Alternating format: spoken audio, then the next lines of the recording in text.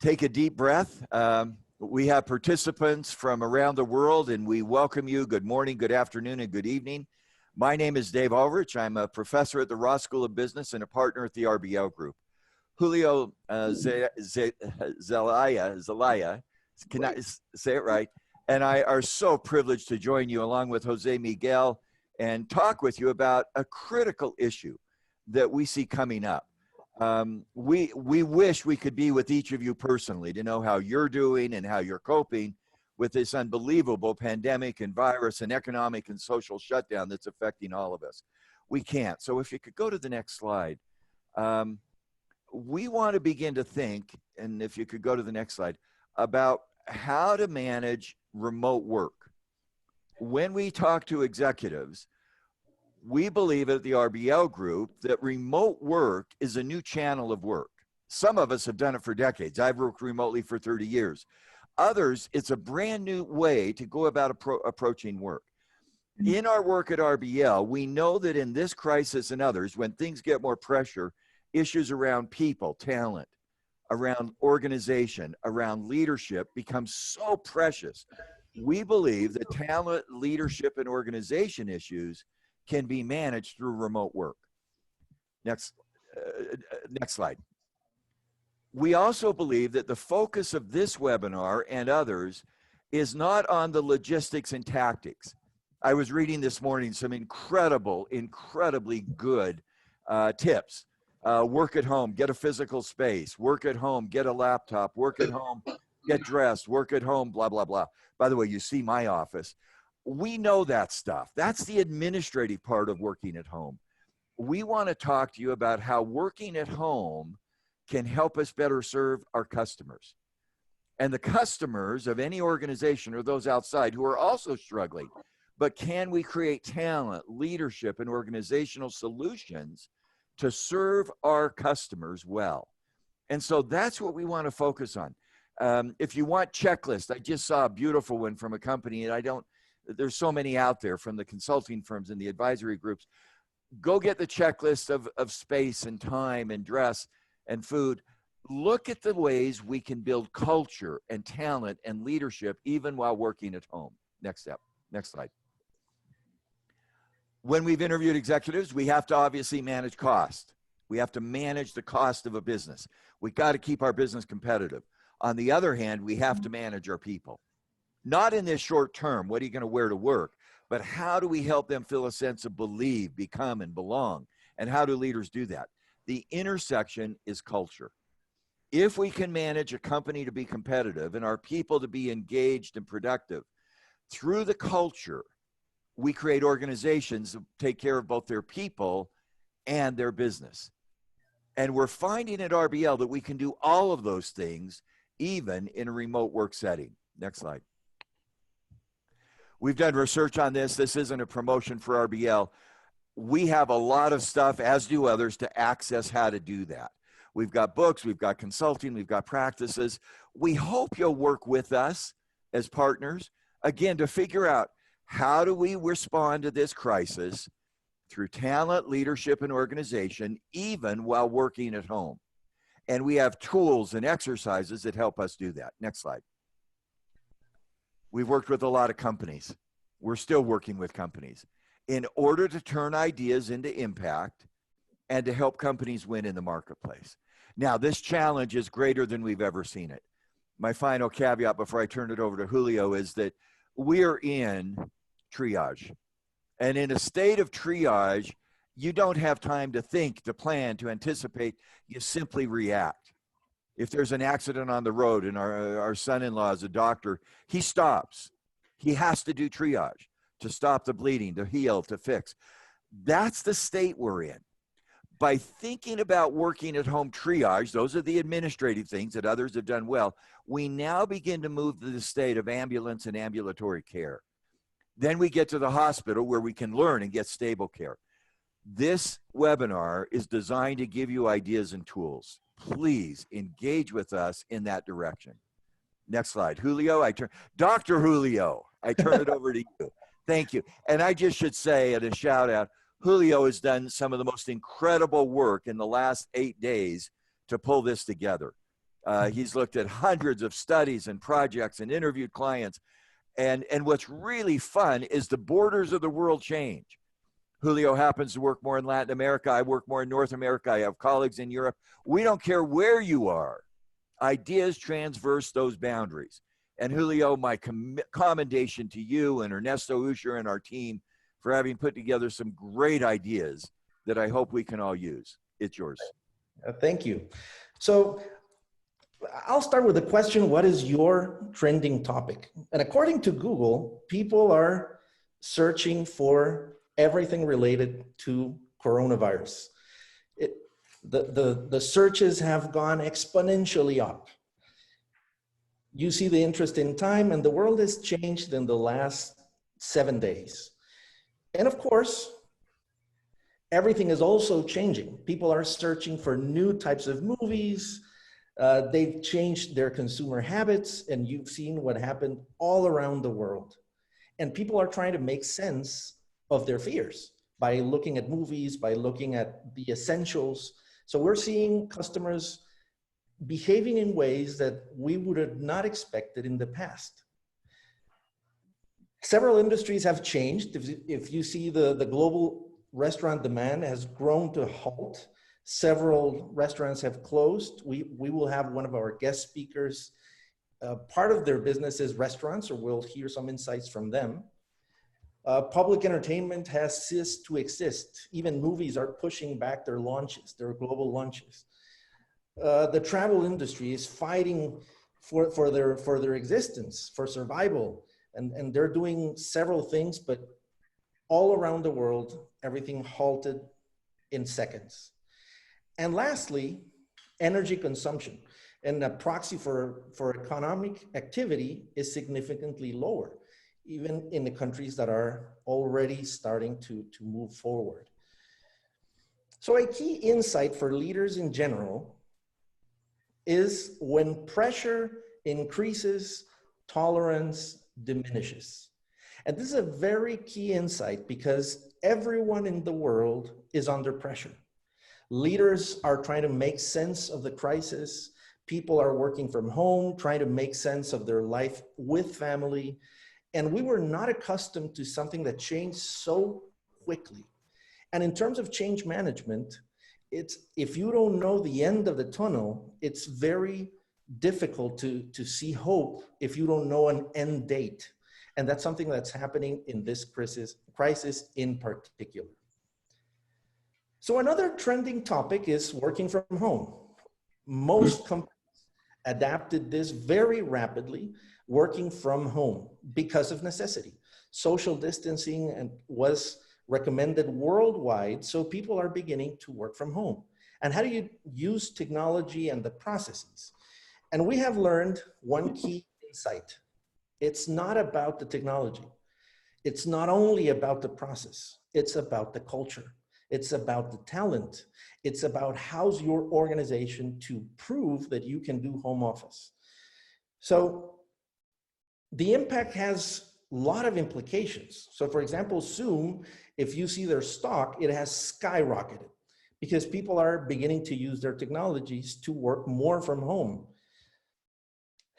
Even the streaming services, they're having to adapt their broadband because it's halting the internet worldwide. So they need to adapt as well. If we see airlines, 90%, 95% of United Airlines flights are caught because of this crisis. So it's a huge impact across several industries. Some are winning and some are struggling very, very hard. So what are our companies doing? McKinsey did a study where they found 5 things companies are doing. The first is trying to protect their workforce. So they're trying to focus on people. The second thing they're doing is try to stabilize the supply chain. With travel disruptions, with plants shutting down all around the world, supply chain becomes a huge topic of interest. Third is customer engagement. How do I get proximity to my customers, understand where they are, and also try to think, how can I serve them better in these times of crisis? The fourth area is financial stress testing, both internally with people and also in the general strategy. And the fifth thing companies are doing is nerve center integration. How do I make sure that I have one channel of communication and spread it across different countries, across different boundaries, and to people that are working from home?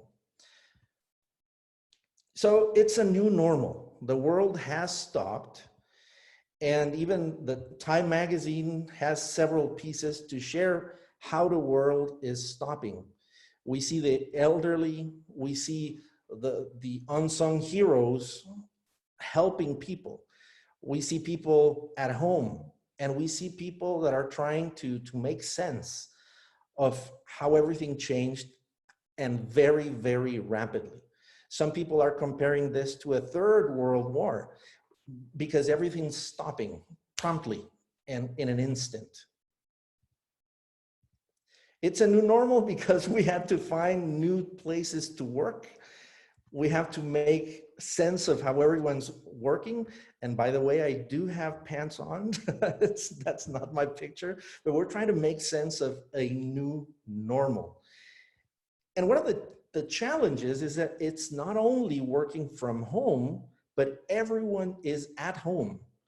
So it's a very challenging time in terms of working, trying to make sense of what the world will look like in the future, but also trying to merge with family and with the traditional traditions we had at home. So it's a very challenging time. So this is my family. This is how my house looks like right now. You'll see that my children are studying from home. You see 3 tablets. We're connected. But my biggest challenge has been when I try to teach my dog not to bark doing a webinar. And she just laughs. She doesn't understand the new normal. So even how do you leverage the usual pressures we have at work, but also trying to balance with family and with everything else that's happening. So we conducted research, and we asked people, what are you worried about? Both with the CEOs, with people in general. And I would agree with Kesia, it's making us more human. And it's a very positive. We're seeing people that are helping each other and see that we're all equal in these times of need. And it reminds us of something essential. We're all the same, and we're all on it in the same way. So what did we hear on our research? The first is, I'm scared. And even CEOs of companies said, you know, I'm actually scared. I don't know if this will change. I don't know if my company is going to make it. So I'm scared. People were saying this has been the most stressful week ever. And it's because managing multiple things at once. Another verbatim is, I'm tired of talking about this. This is the only thing people are talking about right now. So I'm tired. Let's talk about something else. I will lose my job. People are scared that when this moves forward in the next weeks, people will lose their job because of restructuring of companies. Another verbatim, do schools think we the parents are on vacation? So a lot of pressure on schools translated to parents in homeschooling efforts. The other verbatim, I don't know how long this will last. And we as humans need to have a sense of how long will this take. It's like going to a ride with my children. They always ask, are we there yet? And how long is the drive going to be? So we always need to have sense of time, and we don't have that in this crisis in particular. And one final verbatim I heard, this is the end of times, and people that compounds to the pressure. So remember the key insight. When pressure increases, tolerance decreases. So people are under pressure, and everything, even the small things, appear as larger as they seem. Marcial Losada, a famous Chilean psychologist, pinned the Losada ratio. And John Gottman, who studies marriages, also found a key predictor on well-being. And it's very simple. For each bad news you hear, you need at least 6 good news to neutralize 1 bad news. So Marcial Losada found that people that are more optimistic, that are most productive, they seem to have a ratio of more positive versus the negatives. John Gottman found that marriages that stay together, they laugh more, they focus on the positive. So as leaders, we need to make sure, how are we sharing the good news? And I've seen several initiatives in companies, in newsletters, focusing on the good news. Even how the vaccine is advancing, the trials, even new types of treatments, and sharing good news in general. There was one lady, more than 95 years old, that got cured from the coronavirus against all odds. So those good news, how are we sharing them in our organizations, in our families, and in general? What are we listening? What are we reading? What's coming to our minds? So there are current concerns among executives. And our own research, what we did is we led more than 30 in-depth interview with people from the Entrepreneurs Organization. These are organizations that have a revenue of $1 million plus per year. YPO, they have 12 million plus per year. The Aspen Global Leadership Network, which is all around the world. And these were some of the findings. The first finding is we were not prepared for a home office model. We were testing the idea, and it was a privilege to some to work at home, but not a strategy. So we're not prepared for this. The second is, not all jobs fit the home office model. And some of the jobs are on site. They require the traditional way of making business. So they're trying to make sense on, how do I exchange this for new technology? And especially in social distancing or in official quarantine spaces. The third verbatim is, what will the impact of this crisis have in the culture in the long term? So some companies are worried that if people are working from home, the bonds that you establish working on site with your colleagues might be broken. And we would argue that if culture spreads out to customers, it will spread out in the home office space. So it's boundary-less, the culture. And the last conclusion that people say is, how do we balance the long-term vision with the short-term crisis? And it's cutting the fat, not the muscle, but how do you make those choices? So there have been studies in general, and there was a very excellent study done by these authors that you will see here, that asked the same questions to leaders in general. What are your concerns among by working in the home office space? And these were the main challenges executives said. The first is, how do I find the right work-life balance? So how do I make sure that I balance doing business and working at home? The second concern is, how do I manage for overcoming workplace isolation? So it's when we have one-on-one contact with our colleagues, when we have discussions, when we drop in and out on the office space, we feel connected. So how do I overcome workplace isolation? The third is, how do I compensate for a lack of face-to-face communications? Not all communications are perfect. And even the camera, if you have a great resolution, you might not pick up on the social cues. And our brain is hardwired to pick on social cues. We're social beings, but also it's how do you recognize if you're a friend or an enemy? And that's the evolutionary explanation on why do we have that space in our brains to identify social cues. So how do I compensate for that? And lastly, how do I compensate for the lack of visibility? So people are worried that if I'm working from home, people from the office might think I'm not working. But also, how do I make sure that I share the right things? People are worried and say, I need to take pictures to let my managers know I'm working. And even managers say, I'm worried that people might not be working from home. So how do we manage that? So finding the right work-life balance, we see that there's an absence of the traditional boundaries. And especially now that we're doing homeschooling and our whole family is at home, there are no traditional barriers. People might, even right now, my dog could come here and participate in this webinar, or my children.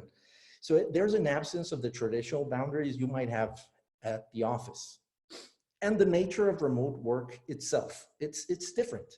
It's you have to manage different things using technology, even doing additional steps that you might not do in the traditional sense. So some recommendations for leaders in general. Oh, sorry, and the last one is the psychological pressures associated with remote work. We've covered this before. We have a lot more things coming through. So it's a lot of psychological pressures. And also, to everybody that's a parent, you might know this, that if you're working and your small children might not know you're working. So for them, it's my father or my mother is at home, but they don't want to be with me. So it's a huge psychological toll. So it's how do we manage the additional psychological pressures? So some of the best practices: set remote work norms. So make it official. Say these are the working hours. This is the main channel of communication. I don't expect for everything to be done immediately, but these are the main cues if I expect something to be done immediately. So what you don't clarify, people will invent it. So it's very crucial for us to lead what are the norms for working at home and what's the expectations of the firm. The second is prioritize tasks. Not everything can be done from home or in the same speed that you would do in the traditional workspace. So it's crucial, and particularly in these times of need and in these types of crisis, what's important and what's not. We need to prioritize and make that clear for everybody. This is the target of the company. And in 30 days, we will all work for this task in particular. And third, recognize the challenges of remote work.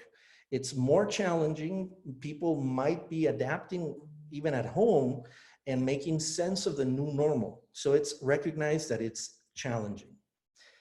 The second concern is, how do I overcome workplace isolation? So the first is feeling disconnected and isolated. The second is lack of management action. So here are the recommendations. Promote social interaction among team members.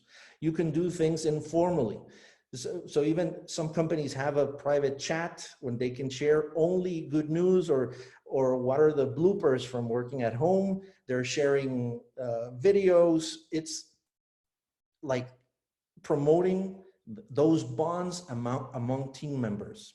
When possible and when everything gets to normal, how do you bond the teams in an on-site setting? Even at RBL, we have consultants working all around the world. I work in Latin America, Dave works mainly in the US, Europe, Asia. But last year, we had a one-day meeting when we all met informally, and we had several days to work together. Those days are crucial to build a culture because those compensate for all of the work we're doing off-site. The other is encourage employee pairing and mentoring. These are the times when where you can teach other people your best methods, your best practices. How do you share and how do you build culture by having the right conversations? This is the time to pair your talents and make sure you're getting all the right experience translated and built into the culture. And third, check in informally. People like to be noticed. And there are several studies that prove this, that if you change the characteristics in a job, but if you ask people how they're doing, that is very powerful to encourage more participation, more performance. Just check in informally. How are you doing? How are you doing personally? How are you doing with your team? Make sure that people are noticed. And lastly, facilitate entry for new employees. So these are times that if you have somebody that just began working in a company, it's a very challenging time. You don't have the traditional ways of learning the ropes in the business. So it's crucial to foster those characteristics and to care for your people. The other challenge is, how do I compensate the lack of face-to-face communication? And there's two types of trusts when we work in companies. The first one is cognitive trust, which is, I know that this person will deliver the result. And I know this person will be reliable. I trust he or she will deliver the results he or she promised. So that's a cognitive trust. But there's another type of trust, which is the emotional trust, which is, it's a feeling, it's a connection. That's when we establish more bonds with people from our company, we have emotional trust. And the combination of both is what builds culture, also bonds the social networks, but also drives results. So how do we do this in a remote setting? The first is arrange face-to-face meetings. And you can do a Skype meeting, you can do a FaceTime when you can use your camera, and that's face-to-face, especially if there's social distancing. But also you can promote new normal ways of approaching. So when this passes, because this will pass, how do we make sure that we have those on-site meetings? There are companies that have workplace all around the world, and they make sure they meet at least once a year, once for every 2 years, whatever the protocol is in your company, but it's arrange face-to-face meetings. The second is using technology informally.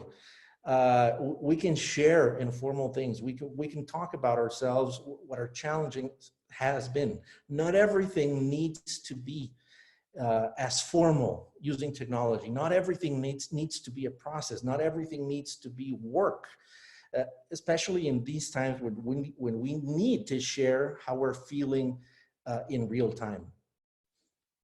And the third is design visible achievement metrics. So some companies are saying, in crisis mode, we have these 3 priorities, and they have specific KPIs where they're sharing, visibly sharing in scorecards, virtual happy tour. Yeah, that's a great idea. So it's, even companies are saying, we'll have a drink together at this time, and they're doing FaceTimes and they're sharing. They're not working, they're bonding. And I was saying, design visible achievement metrics. So it's, what are your KPIs and how do you share them with your team? And particularly in these times of crisis, how do you make a visible way of tracking metrics?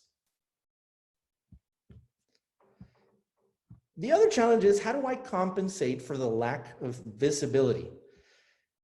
So there are unrecognized contributions. People might be working at home, but not necessarily being recognized for what they're doing.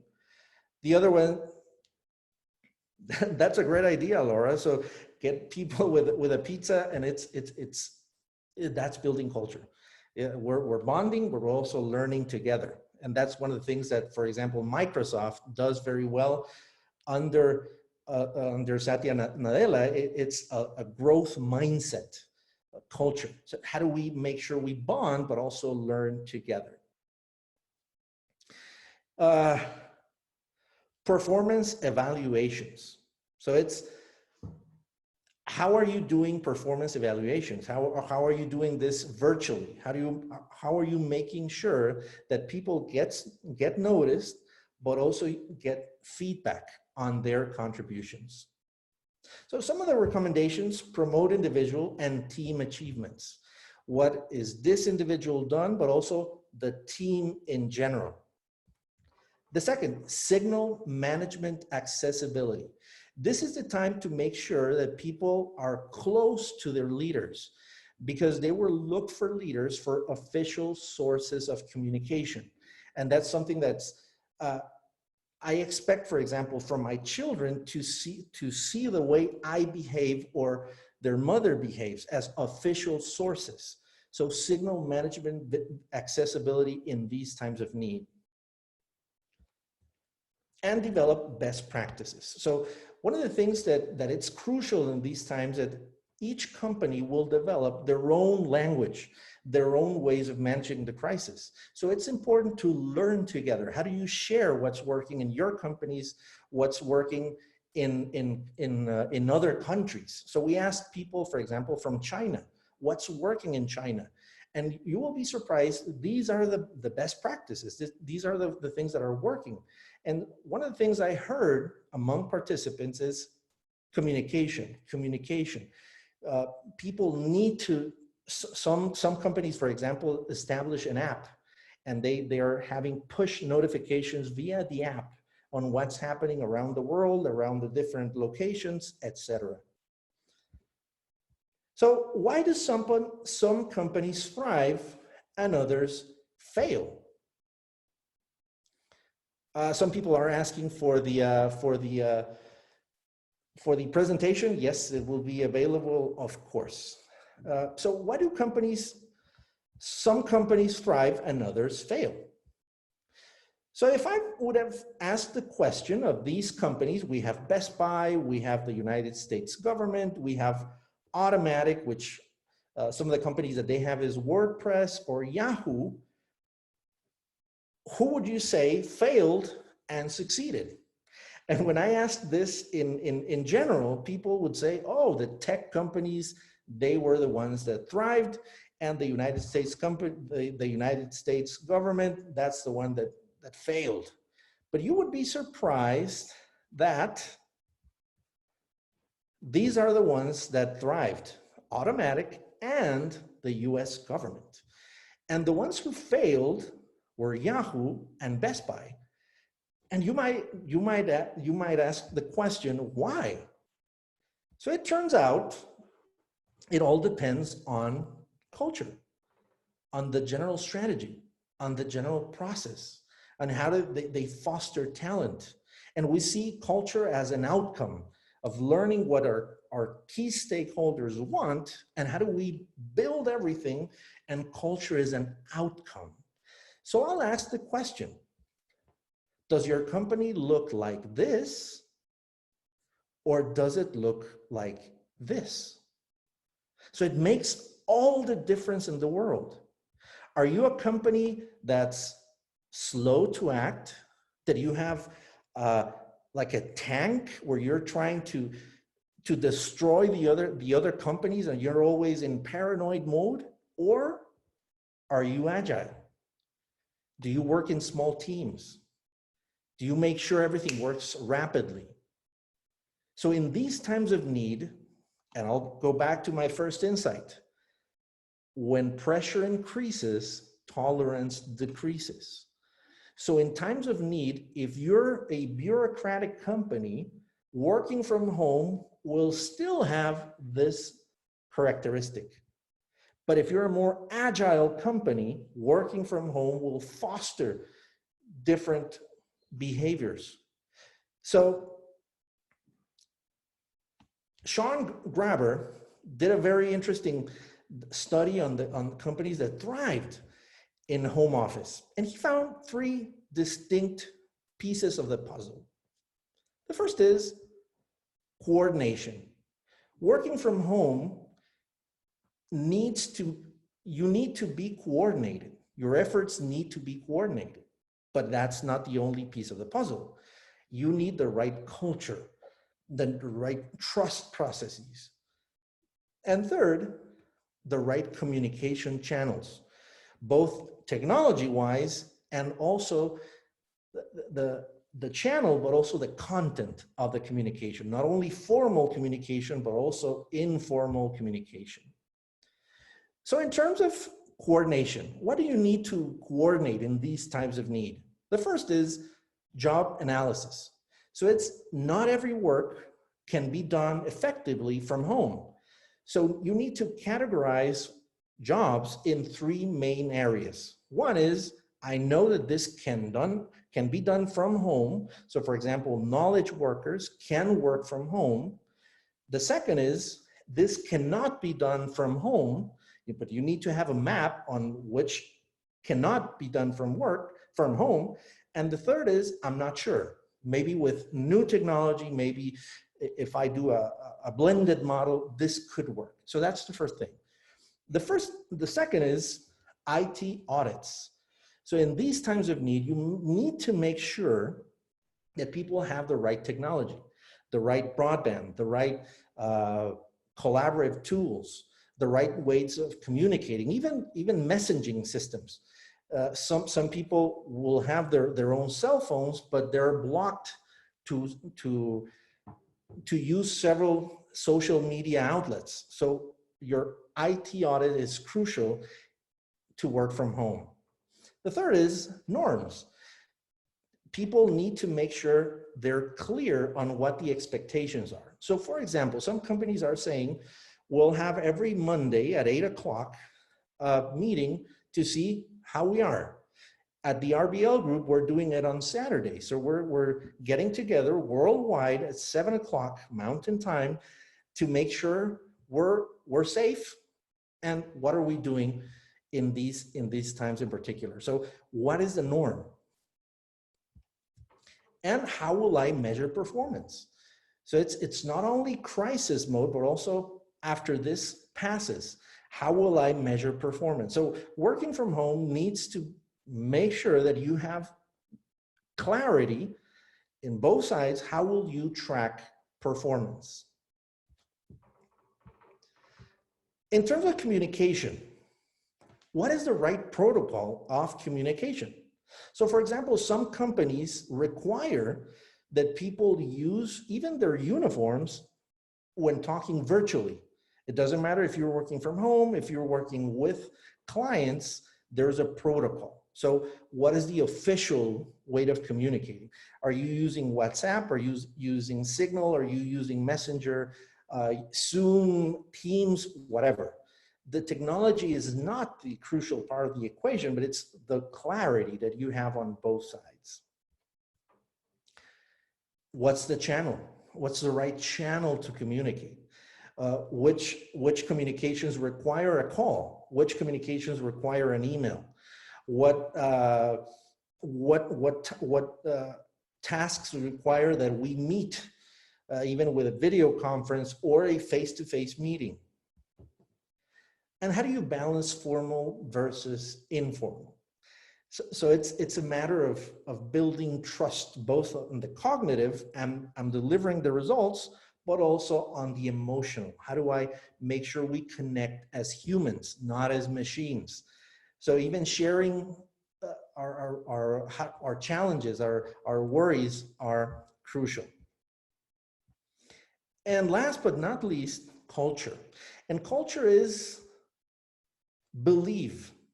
It's, and I'll share, believe, become, and belong. And I'll start with belong.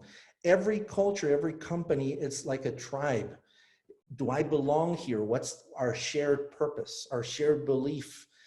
Do my values are aligned with the values of the company? Do I feel part of something bigger than myself? That is something we need to foster. It doesn't matter if you're away from the company, you need to foster a belong sense inside the organization. The other one is become. It's how do I make sure I'm advancing in the company, that I have more competencies, that I have more tools, that I'm growing as an individual inside the company? How are we as companies providing that sense of advancement that everyone needs? And the third is believe. It's a growth mindset. Based on the very famous Carol Dweck study on mindset, she found that there's two main and core beliefs. One is a fixed mindset. It's, I cannot grow. I was born this way and that's the way we are. And a growth mindset. It's, I can change, our brains can change, I can develop. So is there a growth mindset inside our organization or a fixed mindset? So those are the three main parts of culture. How do you make sure people belong, become, and believe? So our approach as RBL is the outside-in approach. So we need to make sure we listen to our stakeholders. Everything I'm saying, please listen to your stakeholders. Ask what are the differences. Ernesto was pointing out the cultures are different. Can you imagine, for example, in Latin America, we're a very touchy-feely culture, and that's something that's culturally shared. Social distancing for some cultures will be very harder than some other cultures. So please ask your stakeholders. So an example I drew from this company, which was the first in the world to achieve the $1 trillion valuation. And I was amazed on what they did to listen to their stakeholders. They announced a very important news. We updated the emoji bagel. So can you imagine having a company such as Apple hearing to customers saying, I don't like the bagel, and assembling a committee of designers, of engineers, of, I'm guessing people from nutrition, chefs, and they announced to the world, we heard you, and we changed the emoji to make it tastier. So we like to practice what we preach. So I had the privilege of inviting one of the people I admire the most. He's a brilliant individual, a brilliant CHRO that he has joined us for today. Jose Miguel Larios will share his insights. He is the CHRO of Multinversiones, is one of Latin America's most important business with more than 46,000 employees. Was just recognized last year in the Harvard Business Review because of their best practices in terms of culture. So Jose Miguel, thank you very much for your generosity, for being here, and for sharing with us your insights on these times of need. Thank you very much and welcome. Thank you, Julio. It's a pleasure to be here and to share with everyone what we've learned. Let me just speak a little bit of the company so that people know who we are. We are a 100-year-old corporation. It's a very diversified company with several business units that range from restaurants, poultry, real estate, renewable energy. So we are in different segments of business. Our revenues are around 3.5 billion. As you said, we have over 40,000 people working with us. We operate in more than 10 countries. And something interesting about the company is that we are a privately held company, and it is currently managed by the third generation of the founder family. And that has a very specific trait to our culture. One of the most important things for the founder family is that the heart of CMI is the company, the heart of CMI is our people. So when we face these type of crises, our main concern is truly the health and well-being of our employees. Currently, we have the last count I did was over 3,000 people working from home, okay? In some business units, this crisis actually doubled or tripled the amount of people working from home. So we're learning as we go along. So we don't have all the answers. We don't have the silver bullet that fixes it all. But we do have some interesting learnings that we've found along the way. But let me speak first about probably the challenges, what we've faced some difficulties with.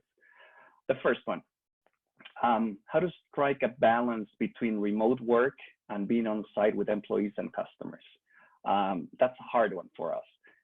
We need to stay at home because of different things, because of government regulations, or simply because we are safer keeping that social distance between ourselves.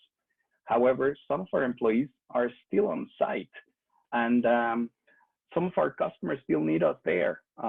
So how to strike that balance has been hard for us. We're trying our best.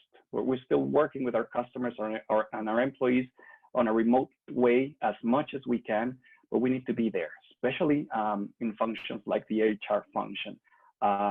We need to care for people, and I'll speak more about that later. So the first challenge that we found is how to strike the right balance between remote work and being on site with people.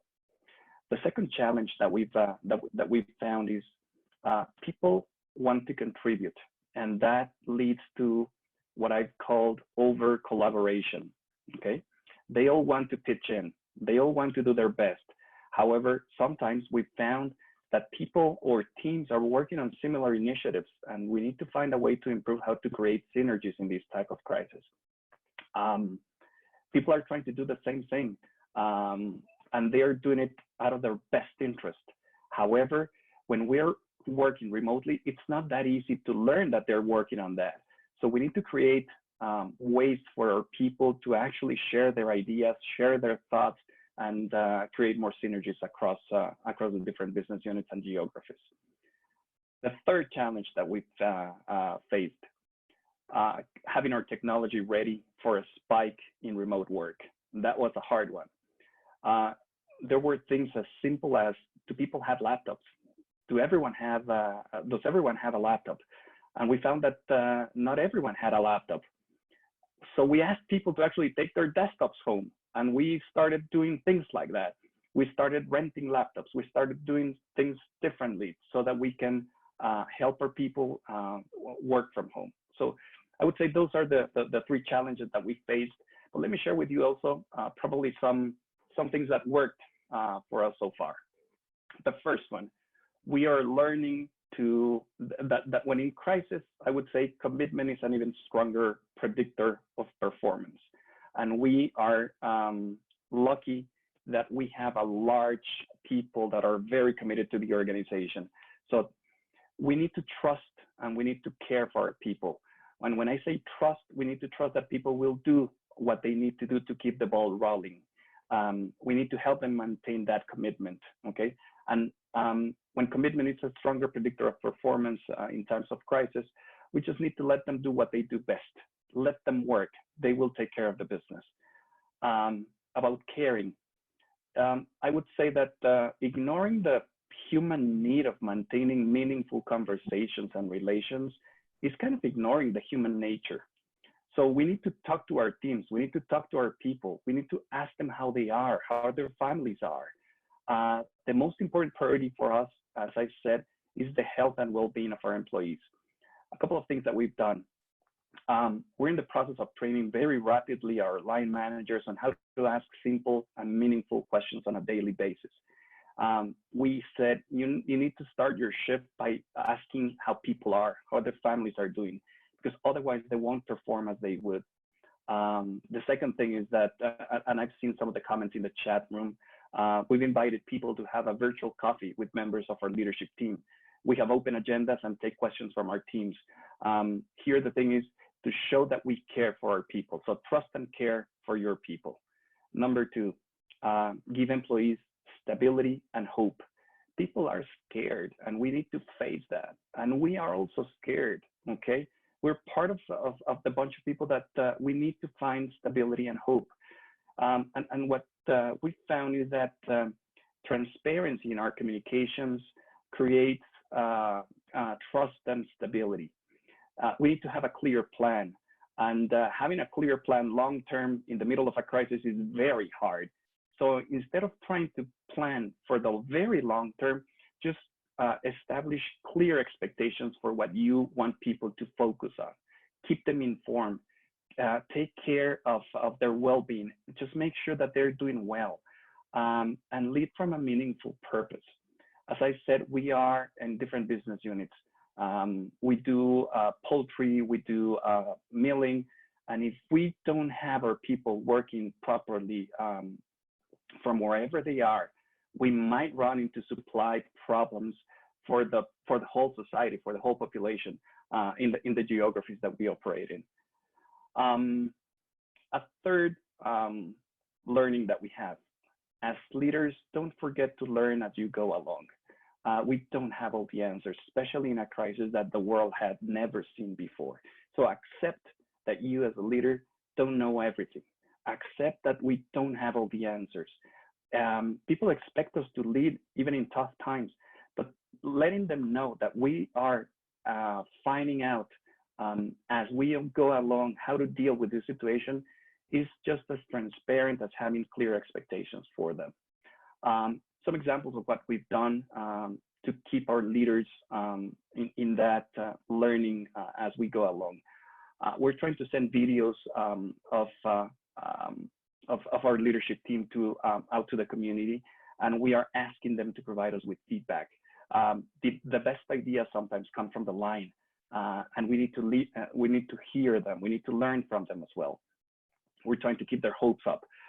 We just launched an unsung heroes video of the people that are actually having to work in our plants, in our sales routes. We are keeping chats with regular updates to let people know what the company is doing, regular electronic communications, sharing news about what the company is donating to the different societies that we operate in. But those are some general ideas. As I said, 3 things we've learned: trust and care, give employees stability and hope, and as leaders, don't forget to learn as you go along. And as I said before, we don't have all the answers. We don't have a silver bullet that fixes it all, but those are the things that work for us, Julio. So back to you. So thank you very much, Jose Miguel. Thank you for your very wise insights.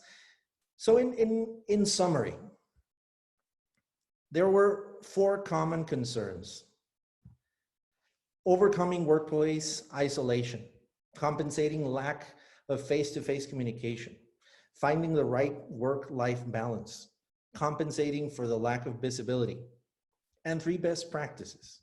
How are you providing coordination? What is the right channel, the official ways of communicating? Culture, believe, become, belong.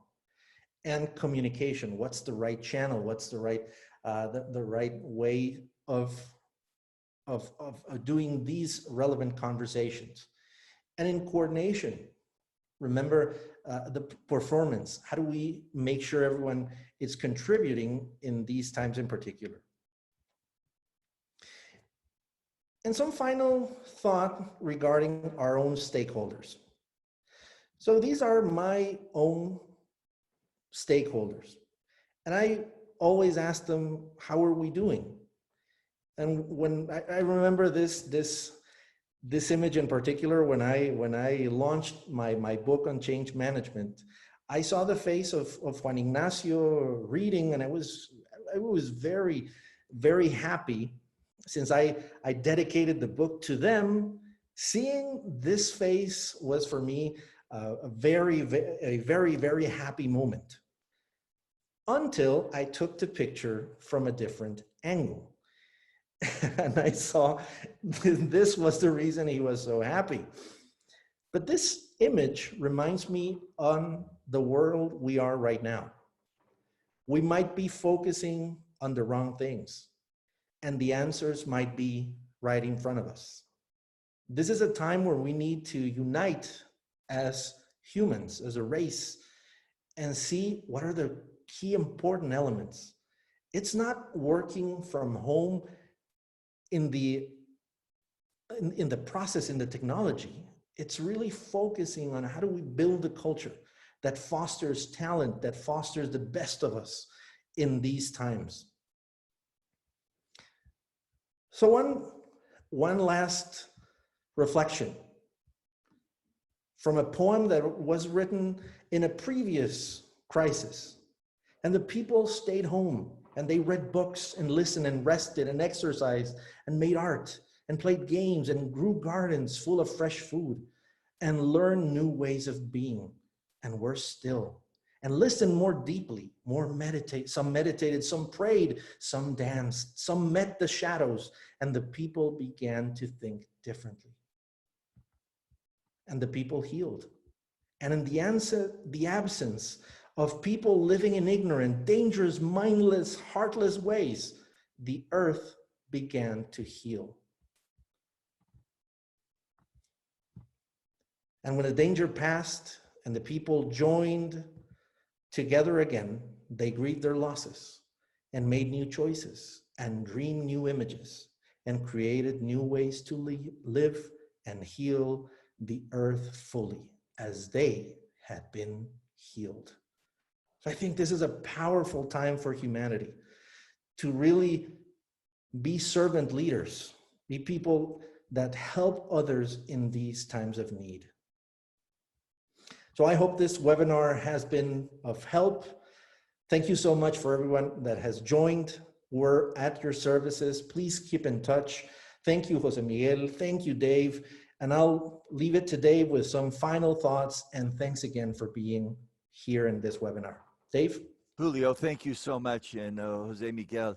Julio, if you could take off, I'm going to show a screen on my thing that I've created real time. So if you could allow me to share my screen. Yes. Thank you so much for what you've done and for the work that you've created. So, you know, this webinar is about making work at home work, but that's not really what it's about. It's about helping your organization win in a crisis through issues of talent, leadership, and organization. So here, as I've been listening to Julio do such a great job, and Julio, I think you're the new Mr. Rogers. That sweater and that smile and that love and your beautiful children. You are our new Mr. Rogers. Thank you. And Jose Miguel, thank you for those examples. If I'm listening to this as a business leader or an HR professional, here's my 5 takeaways. These are the ones I just wrote in the last 5 minutes.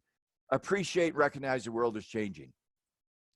This crisis is more than we've ever seen in our lives. 2, simply do triage. You got to react. You got to manage costs, ways of working with customers. If you show up at an accident and you're the medical physician, you do triage. Number 3, attend to HR issues. In this world of a crisis, the way we treat our people, that's talent, the way we manage leadership, and the way we manage our organization and culture becomes so central. They will be magnified for the next 6 months and 6 years. Pay attention to those things. Deal with the 4 challenges Julio laid out so elegantly. And see those 3 opportunities, especially culture, as well as coordination and communication.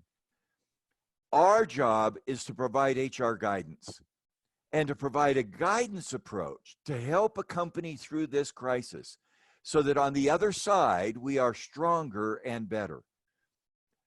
That's what we've done. Working at home is a place where we can provide guidance around talent, leadership, and culture to help our company win in these changing times. Let us know if we can help you. We are building at RBL, RBL.ai, a guidance mechanism to do that.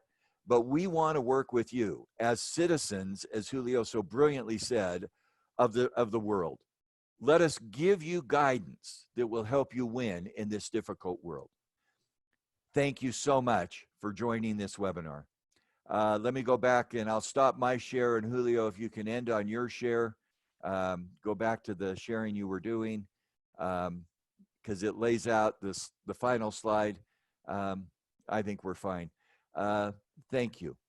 We are simply honored to be a part of this great global community of progress. Thank you very much. Thank you all. God bless.